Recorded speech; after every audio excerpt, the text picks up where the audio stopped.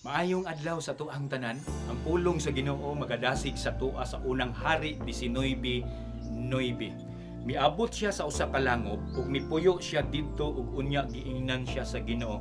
Unsay imong gibuhat dinhi, Elias? Si Elias nagatago sa langob, nahadlok, nawad ag kadasig ug naglibog. Nganuman tungod sa mga problema nga iyang ginatubang. Si Elias nakaila sa Ginoo. Nakita niya ang mga kahibulungang buhat sa Ginoo sa iyahang kinabuhi. O gani nakasinati siya tubag sa kaugalingon niyang mga pag-ampo. James chapter 5 verse 17. Apan tao siya sama nato nga makasinatig mga kalisdanan. Ang tinuod nga problema ni Elias dili ang mga kaaway nga iyahang ginatubang. Ang tinuod nga problema niya kay nawala na siya sa focus sa Ginoo ug naka-focus siya sa iyahang kaugalingon. Pag mawala na gani ato ang focus sa Ginoo, makalimot na dayon ta nga mas dako siya sa to ang mga problema. Makalimot na dayon ta nga andam siyang mutabang sa ato. Nagatago ka ba sa langob karon?